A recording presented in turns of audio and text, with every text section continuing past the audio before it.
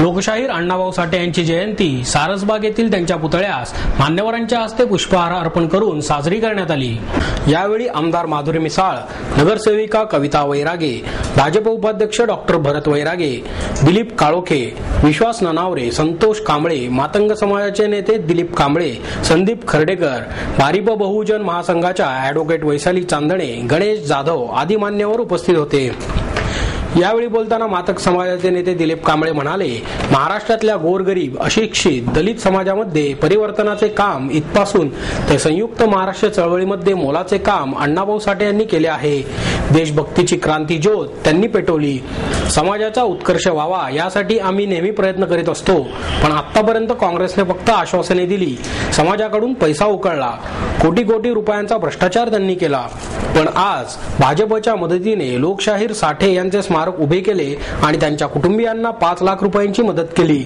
28 ऑगस्टला गणेश कला क्रीडा मंडळ येथे मातंग समाजाच्या मेळाव्याचे आयोजन केले आहे, असेही त्यांनी यावेळी सांगितले। माधुरी मिसाळ म्हणाल्या, आपण एक दिवस जयंती साजरी करतो आणि उरलेले 364 दिवस काहीही करत नाही। ज्यांनी समाजाला पुढे आणले, शिकवले, अशा थोर साठ्यांचे विचार लक्षात घेतले पाहिजेत। समाजाने इतके पुढे यावे की सरकारकडे काही मागण्याची वेळ आली नाही पाहिजे। एक जण शिकला की त्याने 10 जणांना हात देऊन पुढे आणले पाहिजे, याने समाजवर यायला मदत होईल। असे जर विचार मनात ठेवले तर अण्णाभाऊंना खरी श्रद्धांजली अर्पण होईल। एखाद्याचा रोडवर फ्लेक्स लागला नाही तरी चालेल, तो फ्लेक्स बनवताना येणाऱ्या खर्चाचे पैसे गरिबांना दिले तर त्यांच्या दुवा लागतील, असेही त्यांनी सांगितले। वैशाली चांदणे म्हणाल्या, शाळेमध्ये जाऊन साठे यांनी कथा, कादंबऱ्या, पोवाडे, पथनाट्य लिहिली।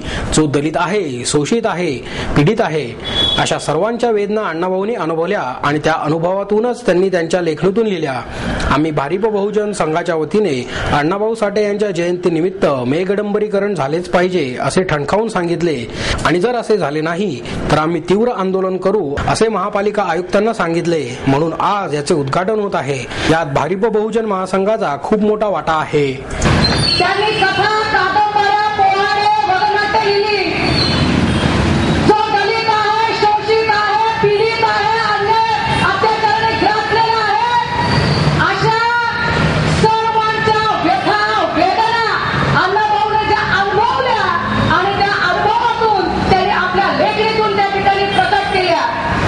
आज आपण बघतोय की शेतकऱ्यांच्या आत्महत्या होतोय, पण त्या काळात अण्णाभाऊ किती दूरदृष्टीवाले होते की त्या काळी त्यांनी आपल्या वगनाट्यातून शेतीचे इलेक्शन आणि त्या वगनाट्यातून त्यांनी सांगितलं की शेतकऱ्यांच्या कर्जमाफीसाठी सरकारने प्रयत्न करावा, हे त्या काळी अण्णाभाऊंनी सांगितलं होतं आणि ते जर सरकारने मान्य केलं असतं, ते जर विचार सरकारने आचरणात आणले असते तर आज शेतकऱ्यांच्या आत्महत्या झाल्या नसत्या।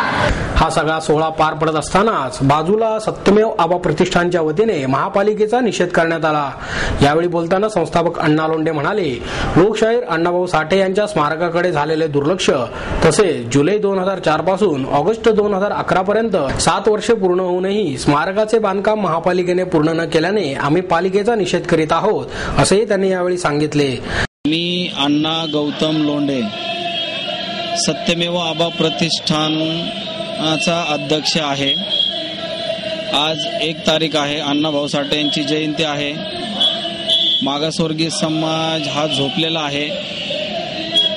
4 जुलै 2004 पासून ते आज 1 तारखेपर्यंत 2011 या कालावधीमध्ये जे महापालिकेने जे नियोजन करून स्मारकाचं काम चालू केलेलं आहे ते अद्याप पूर्ण झालेलं नाहीये, म्हणून आम्ही याचा निषेध केलेला आहे।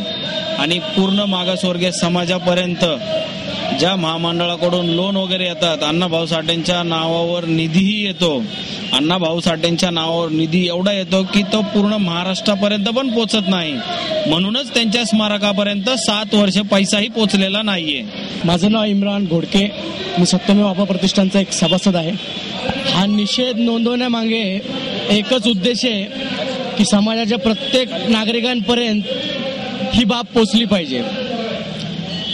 कित्येक समाजाच्या लोकांना हे सुद्धा माहीत नाहीये की हे स्मारक कुठं आहे। आम्ही या निषेधासाठी आम्ही कुठलाही असं गाजावाजा केलेला नाहीये किंवा आम्ही घोषणाबाजी किंवा असं काही केलेलं नाहीये ज्याच्यातून सामाजिक शांततेमध्ये भंग येईल. आमचा उद्देश फक्त एकच आहे की समाजाला ही गोष्ट कळावी आणि सर्वजण जागरूक होऊन पुणे महानगरपालिकेला हा प्रश्न विचारावा. जर उच्च लॉबीतल्या लोकांचा एखाद्या व्यक्तीचा एका महिन्यात जर दालन उभं होत असेल 23 करोड रुपयांचं, तर अण्णाभाऊ साठेंच्या स्मारकासाठी 7 वर्ष का लागतंय? हा सवाल समाजाच्या प्रत्येक जनतेने ज्यावेळेस महानगरपालिकेला विचारला जाईल त्यावेळेस नक्कीच या प्रश्नाचं उत्तर सगळ्यांना मिळेल. हाच एक फक्त उद्देश आहे. या प्रसंगी मोफत चहा आणि नाश्ता यांची सोय करण्यात आली होती. तसेच अण्णांनी लिहिलेली पुस्तकेही विक्रीस उपलब्ध होती.